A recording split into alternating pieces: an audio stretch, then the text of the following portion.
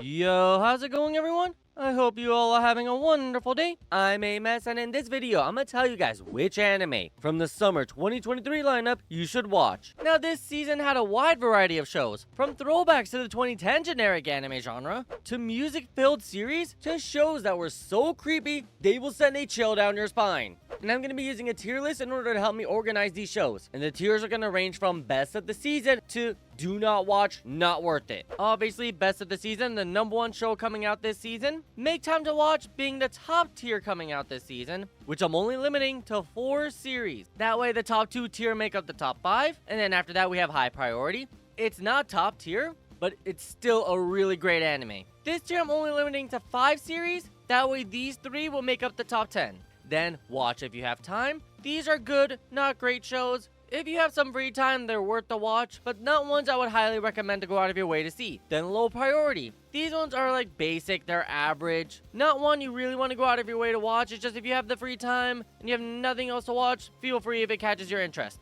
Then do not watch absolute garbage anime, not even worth finishing the first episode. Now, I very rarely put something in the do not watch tier. It usually goes there if it's something that really pissed me off. But to be honest, I don't think there was a show this season that was that bad. And now I'm going to be arranging these shows from the best being towards the left and the worst being towards the right, just so you guys are aware. One final disclaimer, this ranking will be based off of my first impressions, so I'm just going to be going over the first or second episode. If there was a third episode out by the time I'm making this video, I avoided watching it so that way it doesn't ruin my first impression of it. So that way I don't have a more biased opinion on it. And so to begin, we're starting with The Reign of the 7 Spellblades. This is one of the throwbacks to the 2010 generic anime genre. Nowadays, a generic anime genre would be an isekai anime. They're so common nowadays that a lot of them have very similar storylines. Back in the 2010s, that genre used to be the Battle Magic Academy genre. Of course, back then there were a lot more harem versions of this, but this one doesn't seem to be a harem. There are a multitude of male and female characters. So this series follows the 7 main characters as they first enter the academy.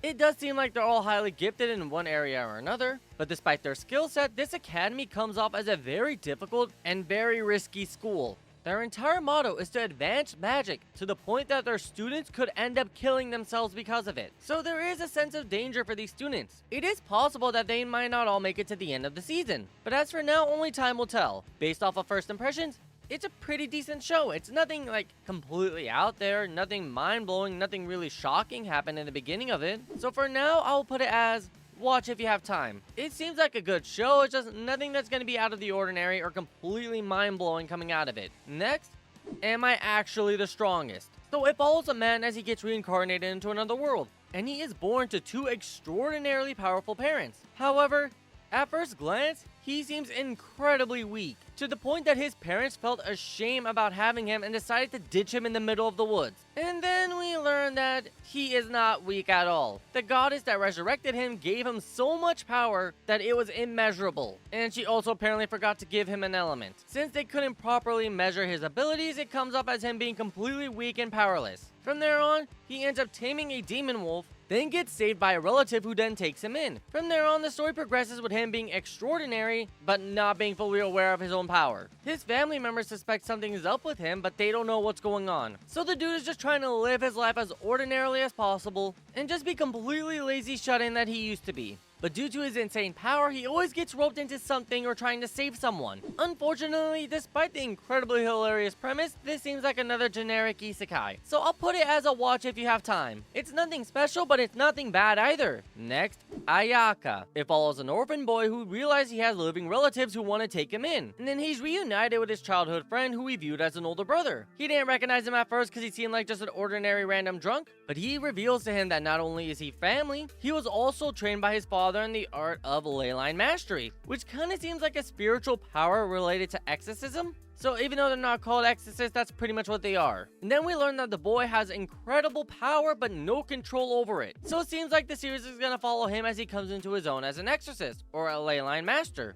It seems like a cool spiritual anime, but again, it doesn't seem to have anything that's super mind-blowing or completely out there in terms of story. So for now, I'll put it as a watch if you have time. Next, Bang Dream, It's My Go. So apparently this show is a part of a massive franchise, but the franchises are not connected to each other. So it seems like it's similar to the Fate series where there's multiple spin-offs and different adaptations for the story. There are some references to other shows, but they may not be obvious for me, because I haven't seen any of the other series. Now this show follows a band that had recently broken up. Then a new girl transfers into the school that one of the former band members attends. This new girl wants to form her own band and wants to recruit this one member. But of course the girl is reluctant because she had a bad experience with her previous band. So it does seem like the show is going to follow the drama of trying to reassemble a band with old members who had a previously bad experience. And honestly, outside of the CGI animation, I think the show is actually great. The music has been amazing so far, the characters are really well written and relatable. Again, the only downside is the CGI animation. I'm not a fan of it, but I can understand why they did it. It's better to show off finger animations when the character's playing the guitar. So me personally, I put this as a high priority. Not make time to watch, a high priority. It does seem really good at first, and it has the potential to keep getting better. Next up, Classroom for Heroes. It's about a hero who just recently defeated the Demon King and suffered a serious injury costing him most of his powers. So the king recruits this hero to join an academy, which its entire motto is to train its students to be future heroes, in hopes of allowing the hero to regain his powers. Now the hero doesn't care about regaining his powers, he actually prefers not to get them back. But the reason he's joining the school is because he wants to have a fulfilling school life and make some friends along the way. Now this isn't an isekai anime, but it does seem just as generic as one. It does have some funny moments with the protagonist being super strong but not being at full power, and him just having a casual life while everyone there is trying to be super serious.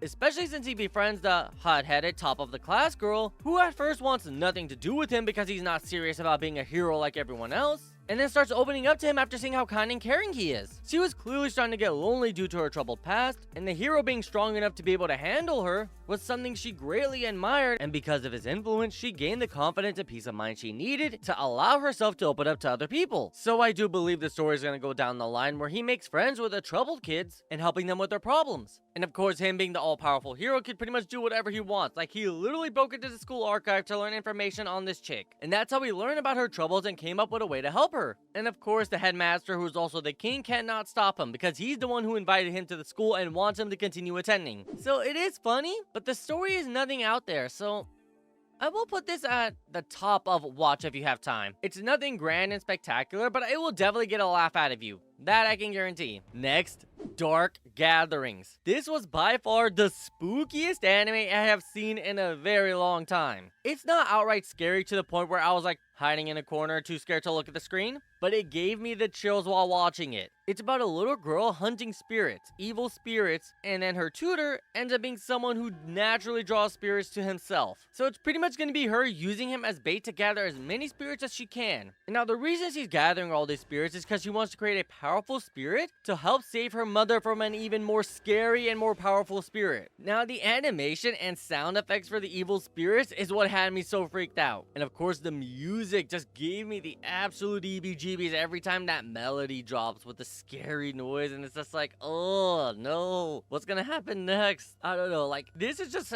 series just had me freaked out from the get-go, but I could not take my eyes off it. It's kind of like a horror shonen anime. That's the best way I could describe it, because the girl is just like a badass, and she has dual crowbars to fight the evil spirits and destroy whatever they're possessing. Then she locks it into a stuffed animal. Then she puts the stuffed animal with a bunch of other ones and has these spirits kill each other in order to create one powerful evil spirit. If you couldn't tell already, I am a huge fan of this series. I am loving it. Definitely a make time to watch anime. You will absolutely love this series. It has the creepy vibe down. It has awesome characters and a story with purpose. It's not just random jump scares and horror for you to see. There is an end goal to this story. And the fact that it's introduced in the first episode gives me something to be hyped about. Only downside is there's not a lot of mystery because of it, because we know everything that's going on from episode 1. We know where the story's gonna go. We could probably guess where it's gonna end up, but the journey to that end point is gonna have you at the edge of your seat, covered in cold sweat. Maybe even have you jump out of your seat and hide behind it. Next up, Dreaming Boy Is A Realist. So it's about a dude obsessed with the girl to the point where he's technically stalking her. He ends up gaining a notorious reputation because of it, and the girl gets completely annoyed with him. Then out of nowhere, he has the sudden realization he's being a huge bother to her, and no matter what he does, she will never go out with him. So he gives up. He stops obsessing over her and decides to instead support her from the shadows. This sudden change freaks everyone out. Some people even think he's dying because he's no longer hopelessly chasing after her. And the funny thing is, the person who is most shocked by this is the girl herself. And she's clearly disappointed that he is no longer giving her his undivided attention. So it's cool to watch this guy suddenly be like, I'm not gonna obsess over you, I'm not gonna stalk you anymore, I'm not gonna follow you around everywhere you go, but I am gonna be supporting you from the shadows. I'm gonna do everything I can to try to make sure you can live your life as peacefully as possible. And it's suddenly her being very sort of like taken back by it and kind of like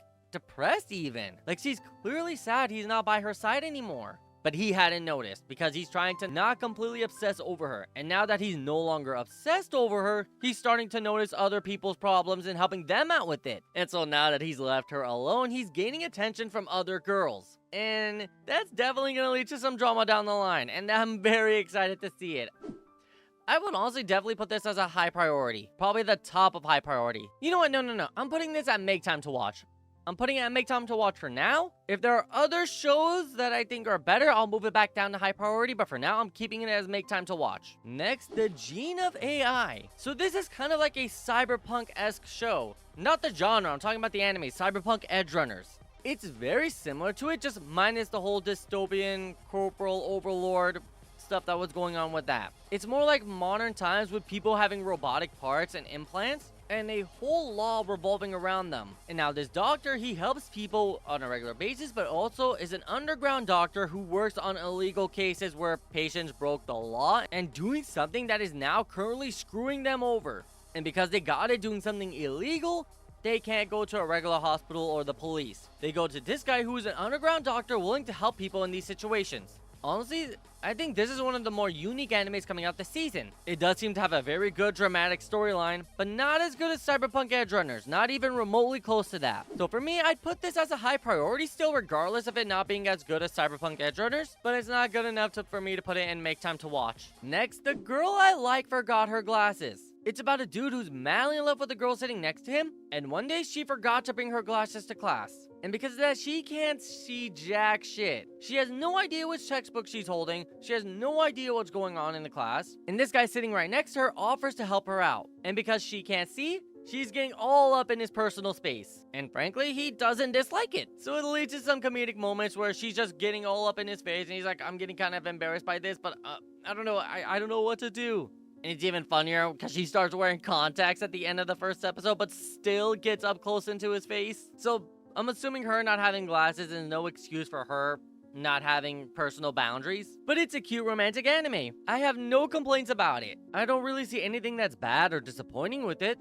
So for now, I'm gonna put it as a high priority. No, actually, I'm kind of biased. I like this a little more than both. I really enjoyed the comedic scenes between the two characters, and I'm also liking the little cute stuff that they have going along the way as well. And I'm looking forward to seeing more of it. Next, the Great Cleric. It's about an overworked salaryman who is suddenly shot and killed. And then he awakens in another world. He gets opportunities to set his stats in class, so he chose to be a cleric in order to heal people. He then makes his way to the closest city, and then pretty much talks his way into the city without identification, manages to get other people to tell him how to become a healer, how to register with the healing guild, and then pretty much acts naive to the point where they have to tell him everything about the world and how it works. The premise seems good, not great. It's not the worst isekai this season, but it's also not the best. I have to put this as a low priority, yeah.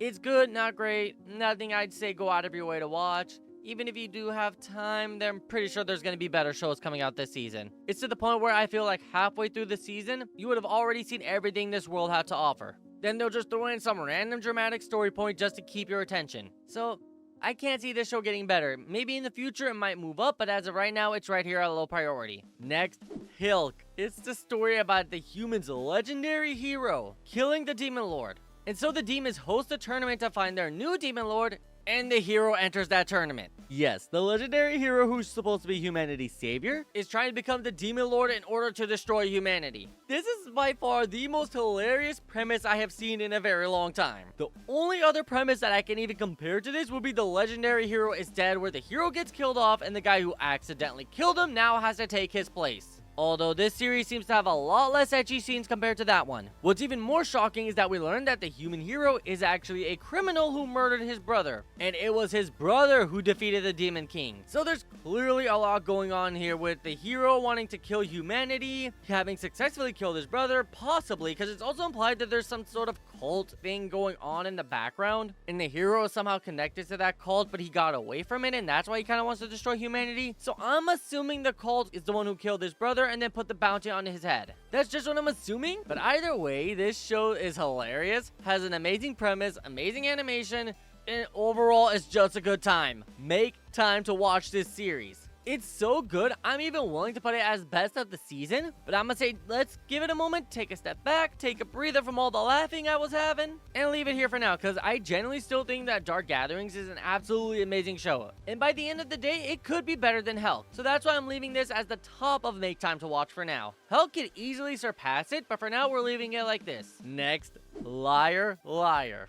This show is nearly identical to Kagegurui. It's about a school where players can play games and gamble with each other in order to improve their rankings in the school. Now, the protagonist is the top-ranked student in the school. However, that is a lie. The hilarious thing is, when he first came to the school, he got lost and ran into a girl, asked her to help him find his way to his dorm, and then a malfunctioned sprinkler got her wet. She thought he planned this in order to humiliate her and getting her to play a game against him. So she accepted his match, despite him not requesting one. And so they play the game. She uses abilities to nerf him. He had no idea what abilities were or how to use them. So he started the game at a major disadvantage. But the sprinklers went off again, causing her to get embarrassed and freak out, and as a result, she lost the match. So not only did he beat her coincidentally and completely by accident, he stole one of her stars. And so the head of his dorm called him in, informed him that the girl he just beat is the granddaughter for the CEO of the company that sponsors the school. And this guy is not going to forgive him for humiliating his granddaughter, especially because he is a nobody. He is the lowest ranked student in the school who barely passed the entrance exam. But fortunately for him, the star he stole from her was a red star. Apparently, if a star has a color, it has a unique ability. And the red star's ability allows the person to falsify some information about himself. And so in order to not get screwed over by the grandfather, his headmaster advised him to falsify his rank. And instead of being the lowest ranked student with 1 star, he is the top ranked student with 7. And now since his granddaughter lost to the highest ranked student in the school, the grandfather can't be mad about it. Now this dude has to act all smug and high and mighty in order to sell the fact that he's the top ranked student, when he's in fact the lowest ranked student. Hilarious show, hilarious premise, awesome characters, great development. What can I say?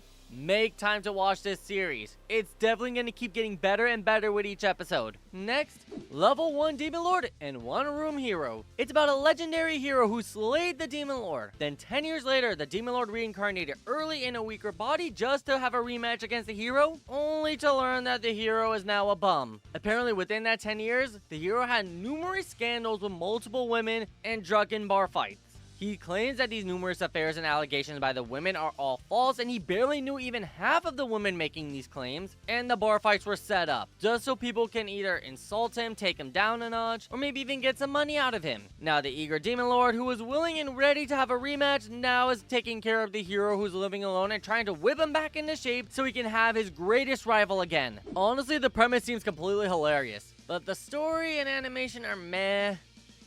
I don't know, I put this as a low priority. It seems more like a show just to show off the hot demon chick in the swimsuit over here. That seems more of the premise than the actual story, in all honesty. It's a low priority. If you want to see a hot demon chick in a swimsuit, go for it. You'll enjoy this one. Next, Master Cat is depressed. This anime feels like it's meant to show off the studio's animation skills, because they have a lot of transitioning and moving cameras, fully displaying like a 3D environment, despite it being a 2D anime. But it's still incredible. It's literally about a lonely businesswoman who took in a cat, and that cat grew up to be a giant human-shaped and fully capable of taking care of a household. So literally, it's a cat house husband. So the cat cooks and cleans for her while she's super busy at work. And it just seems like a really good time. This anime seems like a very good time. It's really well animated. The story is hilarious. The premise is hilarious. The potential is there. And I don't think they can screw this up. It's literally just a comedy. There doesn't need to be a lot of development. We most likely will get some development and dramatic moments. This show seems like it's just there for the laughs. It doesn't seem like it's going to become a dramatic story down the line. But even if it does, the comedy is still going to be there because it's a cat who acts like a human. And it's a genuine cat. It's not some dude in a cat costume. Don't worry about that. When she first got it, it was a tiny baby cat that somehow grew to the size of a human and is now acting like one. Definitely a high priority. I put this at the top of high priority. I definitely put it as the top of high priority. It's really well animated, great story, comedic to the nth degree. You'll have a great time watching this series. No one who watches this series will be disappointed. Even if you're a dog person. I myself am a dog person, but I still love this series. Next, the most heretical last boss queen. From villainess to savior. It's one of those isekai into an otome game anime, where the main character reincarnates as the villain for their favorite dating sim. However, this villainess is the most ruthless, cold-hearted, sadistic bitch you've ever met. And when the protagonist reincarnates as her, she knows exactly what the cruel and horrible things this person has done, and she wants to avoid doing that in all circumstances. But she fears that no matter what, she might end up going down that line either way. She worries that the villainess will take over her and just start committing these horrible atrocities. So if that does end up happening, she is fully prepared to kill herself. That is one of the unique things about this show. The fact that the villainess may potentially take over, it's not indicated that she has the power to switch bodies or anything like that, but that is a major concern for the protagonist. Because of that, I feel like there's going to be a sudden dark turn where she completely loses control and the villainess fully takes over and starts tormenting everyone she befriended along the way. Because of that, I want to place this as high priority. I definitely want to have this up here. But if I limit this to 5, this might end up falling down later on. So for now, I'll leave it here, but it might end up losing. You know what? I don't know. I kind of want to put it here over Bang Dream and Gene of AI. Yeah, I love the whole isekai into an otome game, but Raeliana from last season kind of has me a little skeptical about these franchises now. I think it might still be really good just because of the whole villainess could potentially take over. They're somewhat foreshadowing it because the protagonist, no matter what, is freaking out about the possibility of her losing control and hurting everyone she cares about. It may or may not happen. If it doesn't, it'll fall down into watch if you have time. But if it does, it stays up here. Next, my unique skill makes me overpowered even at level 1. It's about a dude who gets dropped from a slime monster. And he's clearly isekai, like he remembers his old world. But he learns that his stats are limited. He is stuck at level 1 and cannot level up. And all of his skills are at the bottom. They're all E or F tier. But he has incredibly high drop rates, to the point that all of his drop rates are S-class. In this world, the higher your drop rates, the more of an item you get, or the rarer item you get. And then coincidentally, a dungeon appears that has no drops, but when he goes in there and kills enemies, he gets a seed that increases his max HP. So despite him being level 1, his drop rates were S rank, allowing him to get a unique item that can make him stronger without leveling him up. So his health went from F rank to S rank, and now he's able to fully explore the dungeon and gain more material. There's even more weird stuff going on with him deciding to buy a house for the woman he had just met as a thank you for her cooking him a warm meal. According to him, he was so overworked he hadn't eaten a warm meal in forever. So he was so grateful for that one warm meal. He worked for days on end to save up enough money to buy her own home. Granted, it was a shitty broken down home, but still, he bought this chick a brand new house when they just met. And then suddenly they start acting like a married couple. Very weird story, but not bad. I wouldn't call it bad, it's just not interesting. Bottom of low tier. I may even put it down and do not watch, not worth it, but it could get better later on. So for now, I'll leave it as a low priority. Next, the reboot of Ruroni Kenshin, a awesome Shonen Jump anime from the early 90s. Maybe it was mid-90s, but I'm pretty sure it's a 90s anime. And frankly, one of my favorite shonen animes. Unfortunately, the author behind this series had a major scandal problem, so the series lost a lot of fandom because of it. But I personally don't think the show should suffer because of the horrible things its author did, especially since this does seem like a faithful adaptation. The animation is great, the story follows the original one, unlike another certain remake or readaptation that came out recently, talking about Trigun Stampede. This one seems faithful to the original work and may even improve upon it. Oof. Oof, oof, oof, oof. I don't know where I want to put this. Do I want to move Loyal? Do I want to put this as high priority? No, because it has already existing work, and I'm kind of feeling biased towards that. I'm going to put it as high priority instead of make time to watch. That puts us at 6 now, so this has to go down to watch if you have time. That is a shame, a serious shame. But still, Ruroni Kenshin, amazing anime from the past, being reimagined. I love it. Only thing I wish is that Crunchyroll, who I'm watching it on, would dub some of the words. Like, they don't translate Hitokiri, I think that's what it is, which translates to manslayer. That's what Ruroni Kenshin used to be known as. Himura Kenshin used to be known as a manslayer. Batosai the manslayer. Batosai being a sword technique where the person goes from a sheathed sword, draws it, and swings it simultaneously. That was his specialty, so henceforth, Batosai the manslayer. Batosai can't be really translated. It could be translated as quick draw or quick slash, something like that, but still, I wish they translated manslayer. Next, okay, this is a unique one. This one is Atelier Ryza, Ever Darkness, and the Secret Hideout. This is actually based off a video game series, and this is not the first installment. I think this is like one of the more recent installments for the PlayStation 4 era, and the series came out during PlayStation 2, early PlayStation 3 era. Now for the story, it's about Ryza becoming an atelier or an alchemist, and her friend who is a warrior and a researcher, growing and developing alongside her. The animation seems great, story seems cool, it's like a relaxing, chill anime to watch. It's not one that's gonna get you excited or the edge of your seat or have you question what's going on or leaving you in suspense. It's just a relaxing, cozy anime to watch with some tea. Also, Ryza has the thickest thighs this season, and as we all know, thick thighs saves lives. So because of that, I gotta put this as high priority. But where in high priority though? I gotta put it here, which means Bang Dream Goat's job to watch if you have time. Sorry Bang Dream, you have awesome music, but thick thighs.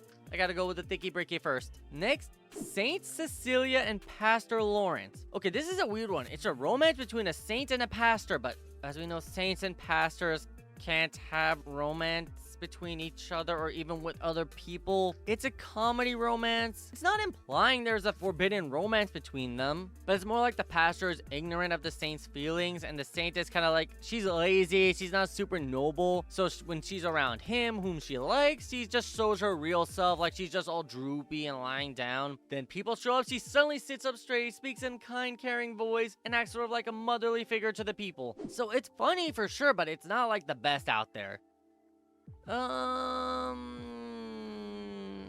put it below 7 Spellblades. Yeah, I think the 7 Spellblades might be a lot better than Saint Cecilia. Next, Sweet Reincarnation. So it's about a pâtissier, a pastry chef, being reincarnated into a world where he doesn't have the capability to make sweets anymore. So he's doing everything he can in order to gain the ingredients and materials so he can start baking sweets again. Now, the whole him trying to gain ingredients and develop sweets is sort of a side story. It's still an isekai where he's born into a warrior noble family. Warrior noble being someone who gained the title in war or through their combat, not someone born into a high-ranking family. So there are some interesting events going on, but it's nothing like super mind-blowing, like, oh, I need to see this. I want to put it at the bottom. I'll put it right here next to Great Cleric. I'd say they're both equal in terms of how good they are. Next, Synduality Noir. It's about humans and androids coexisting in a post-apocalyptic future where the humans pilot these giant mechs while the androids connect to them in order to aid them in piloting it. And the protagonist finds a old, shut-down model, and this model has no memory of who she is, what she needs to do, or stuff like that. So it's a cool looking anime. It's just, I don't really know what the story is about. What is the goal here? In the very first episode, we don't get a lot of like where the story is gonna go. So I can't put it as a high priority, but it does seem like it's gonna be a good show. I put it below Bang Dream. Like, watch if you have time. This can easily jump into high priority, but for now I'm leaving it here because I don't know where the story is going so far. It has a lot of potential, sure, but that potential could also be missed. Next, TemPuru, or Temple. It's literally about a dude becoming so horny that he tries to go to a temple in order to clear himself of his worldly desires, only to find out that the temple he was sent to is a nunnery with only women there. Then he learns that his piece of shit father, who left him to go sleep with a bunch of women, apparently borrowed a lot of money from this nunnery. So now he's forced to work there in order to help pay off his dad's debt. This show is very similar to The Five Goddess on the Terrace from last season, where its entire premise is just to show off these cute, good-looking women. There is no real story. There's no premise. It's just, you want to see half-naked women? This is your show. For me, I'll put it as a low priority. I'm tempted to put it do not not watch, but the women are fine, so I can't. It doesn't have much of a story. The comedy is meh. It could be funnier, but I mean, the show knows its selling point, and its selling point are the cute women and the horny man. Next, My Tiny Senpai. So it's about an office worker who has a tiny cute senpai who's always supporting him and helping him. It's a cute romance, not really comedy. I think it is meant to be a comedy, but I didn't really laugh throughout the show. I felt more like it's all cutesy and romantic. So, I can't put it as a low priority. It is pretty good, better than some of these. I'll put it better than Saint Cecilia. I think the romance in this one was a lot better than Saint Cecilia. Saint Cecilia was for sure funnier, but the romance was better for this one. And now, potentially, the most ridiculous anime out this season. Reborn as a vending machine. I Now Wandered the Dungeon. It's about a dude who's so obsessed with vending machines. He is literally reincarnated as one. It's an isekai about a dude becoming a vending machine and then doing whatever he can in order to get people to buy his merchandise in order to keep himself alive. He meets an incredibly strong girl who takes him back to her village, thus garnering a lot of attention from the citizens. To be honest, I don't know what's the point of this anime. It's funny, sure, but it feels like the entire thing is to sell you on stuff that a vending machine could have and how good they are. So, he did reincarnate at the bottom of the dungeon, or somewhere within the middle of it, and the story is going to progress by having the girl carry him out of the dungeon in order to show one of her friends who seems like a technological expert or something like that. I mean, compared to some of these other shows, I'd put it somewhere around here. Maybe the top? I don't know, Great Cleric seems better. I put it right around here. I think it's better than Sweet Revolution, but not better than Great Cleric. It's kind of comedic because the protagonist is a vending machine, so it's hilarious watching him being like, I can't move, I can't do anything. I have a set list of words I can say in a specific order, so I need to somehow communicate with these people and tell them, hey, buy my stuff, I need to live. You need to buy my merchandise in order for me to have power. Because like apparently his power is based off of points, and he gains points by people buying his stuff. And he can also use his points to switch stuff around, so people will not get bored of his merchandise. Next up, My Happy Marriage. It's about a girl in a very cruel household. Her dad, her stepmother, and her stepsister treat her like absolute garbage. They treat her as a servant despite her being the eldest daughter for the head of the household. And then she is shipped off to be married to this man with a notorious reputation. He's apparently had multiple wives, and he's kicked them all to the curb. Problem is with her, if she is kicked to the curb, she can't go back to her house. Her family literally got rid of her, expecting her to never return. So she is terrified of pissing him off and getting kicked out. The good news is, the story begins with her narrating that she's going to meet the love of her life. So we know it's going to be a happy note in the end, especially because of the title of the story. But there's so much more development because apparently there's like supernatural aspects to this show. And one of the reasons she was treated so poorly is because she has no supernatural talent despite her family being prominent as supernatural users or supernatural ability users. And her new husband is also a high-ranking person in the military for his supernatural abilities. This is actually a really good show. I've enjoyed the characters. The story is sad as hell to watch, like to the point where I was nearly crying from how poorly she was treated. But we also have some good about it because we know she's gonna end up being happy at the end. So because of that, I have to put this as a high priority. Story's amazing, characters are lovable, you sympathize with the girl for her plight. For now, I'll leave these 5 here. One of them might end up falling off. Down to the last 2. The first one up, Yohane The Parhelion, Sunshine in the Mirror. This is actually a very weird anime because it's apparently a reimagining of Love Live Sunshine. Now, Love Live is a popular idol anime franchise, and this show is a reimagining of one of those series. One of those members becoming the protagonist and ends up being a magical girl from a fairy tale world coming into the real world in hopes of making her dream of becoming a famous idol come true, failing miserably and then having to go back home to her lonely little village and then restarting her life over there. She doesn't want to be in that village because they don't support her dream of becoming an idol. However, the people there are kind. She is a little self-centered, so she doesn't care about their kindness because it doesn't benefit her or help her achieve her dream. But she does start becoming friendly towards the other people the more she starts getting incorporated into the village, being reunited with old friends, seeing some faces she hasn't seen in a while, opening up her own business there. It's just funny that this series was originally an April Fool's joke about them turning Love Live Sunshine into a fantasy magical girl anime. But the response was so positive, they had to make it. And frankly, it's a good show. It's very fun and enjoyable. More than My Cat? Nah. I'm putting it below Atelier Ryza. I'm sorry, guys. It's just the thick thighs. As we all know, thick thighs saves lives. It's still an amazing anime, amazing music. The music is not like secondary. It is still a focal point of the show because the main character wants to be a famous singer. But now, because of that, aw, so sorry, villainess. Sorry, heretical villainess. You gotta put you at the top at least of watch if you have time. So we have the top 10 with one last one.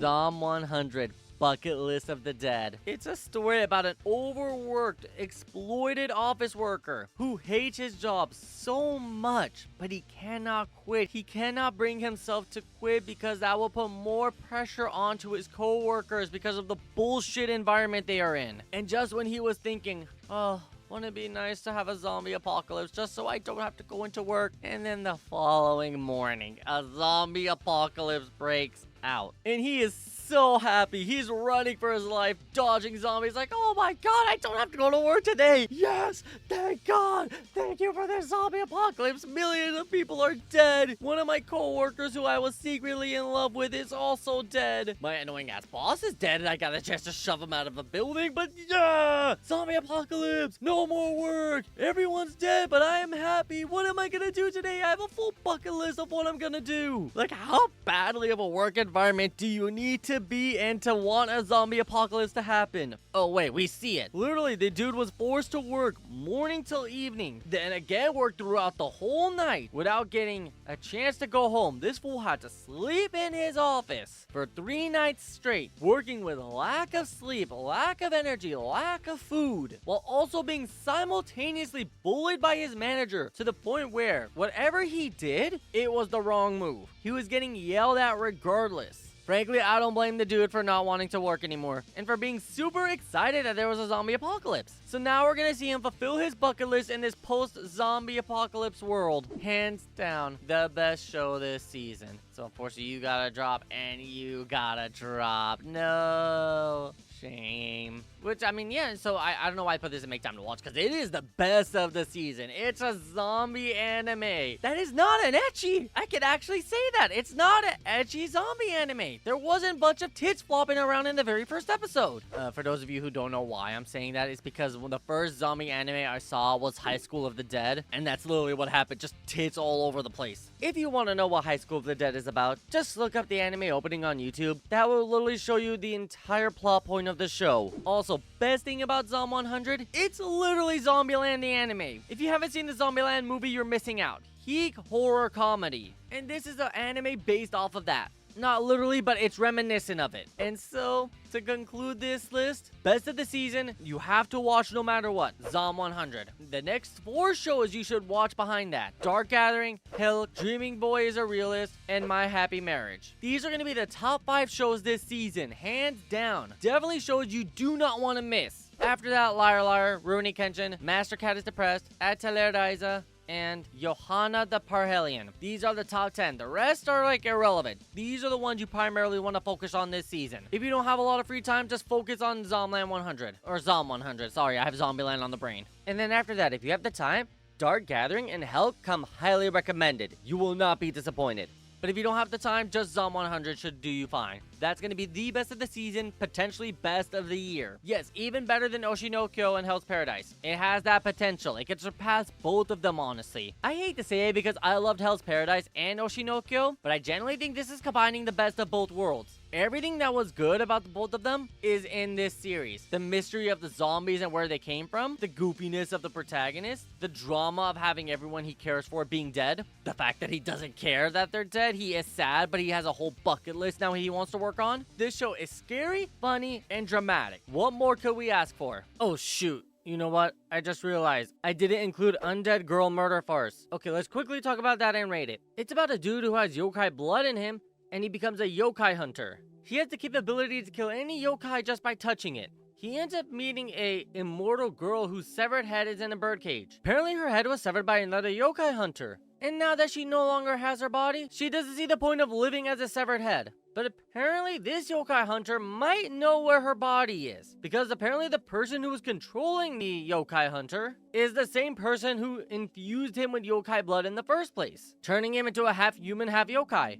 And because he now has yokai blood within him, his body is slowly killing itself. The more he uses his yokai hunting abilities to kill the yokai, he shortens his lifespan. So in order to prolong his life, the immortal girl promises to give him her bodily fluids, which should expand his lifespan. In exchange, he's gonna help her retrieve her body. So this is a very weird anime to start with. It does have a unique premise, so it's caught my attention, and they gave the characters a goal to work towards. However, the whole drinking bodily fluids thing is reminiscent of a couple of shows, one of them being ReZero with Echidna and her tea. The other one is Shimonte, I think that's it is. That's how it's pronounced, Shimonte and Anne's Love Nectar. So the memes are gonna be there, for sure. This anime will definitely have a lot of memes to it. How good would it be? I'd put it as a high priority. It could go somewhere around there, but I don't know. It's not something that's really drawing me in, so I'm gonna keep it at watch if you have time. Right below The Girl I Like Forgot Her Glasses. So it'll be the second show to watch if you have time. It's just